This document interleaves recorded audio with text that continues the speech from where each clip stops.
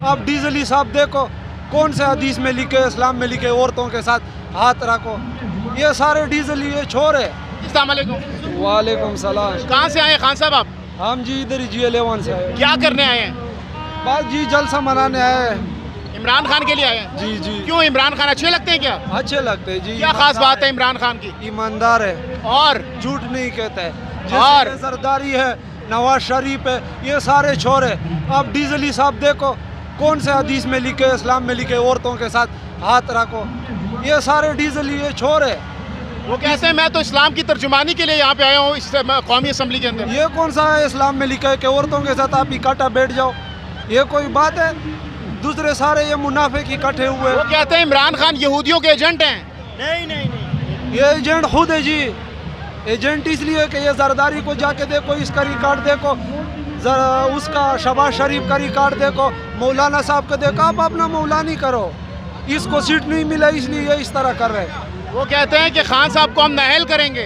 क्यों नाअहल करेंगे? ईमानदार आदमी हम खड़े, इंशाल्लाह कोई नहीं नाअहल कर सकता। इमरान खान जिंदाबाद। इसके साथ साथ वो ये भी कहते हैं कि खान साहब नौजवानों को बरगला रहे हैं। खान साहब जो है ना लोगों को पागल बना रहे हैं। खान साहब लोगों को समझा रहे हैं कि भाई ये आजकल किसी को ये पता नहीं था कि ये चोरी कैसे होते हैं मुल्क में। नौजवानों को उसने समझा दिया है कि भाई ये आपका हक है, इन लुटेरों से छीनो। आखिर में क्या पैगाम देंगे शहबाज शरीफ को, जरदारी साहब, मौलाना साहब को? मौलाना साहब के तो लिए ये बोल रहा हूँ कि प्लीज़ मेहरबानी करो, ये आपके साथ तो ये असेंबली माना भी इसको क्या कहें। बस अभी हमारे मुंह से कुछ अल्फाज इस तरह निकलेंगे कि खान के लिए क्या कर सकते हो आप? खान के लिए जी हम जान दे सकते हैं, इंशाल्लाह इसको जिताएंगे, तभी आराम से बैठेंगे।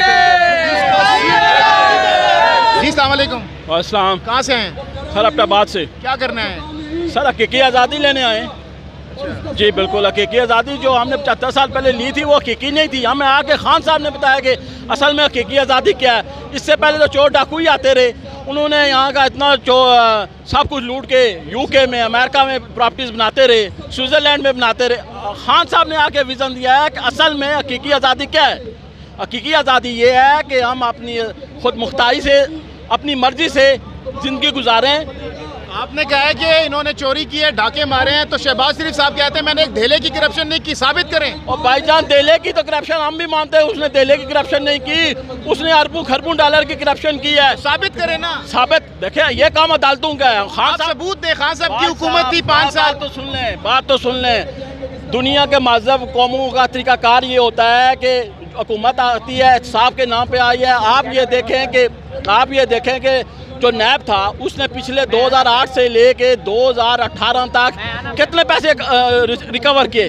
2018 से लेके 2022 तक उसने, पाकिस्तान जब से बना उस वक्त से लेके अब तक उसने उससे 4 गुना ज़्यादा पैसे इकट्ठे किए। खान साहब ने ये कहा कि भाई फैसला तो अदालतें करती हैं।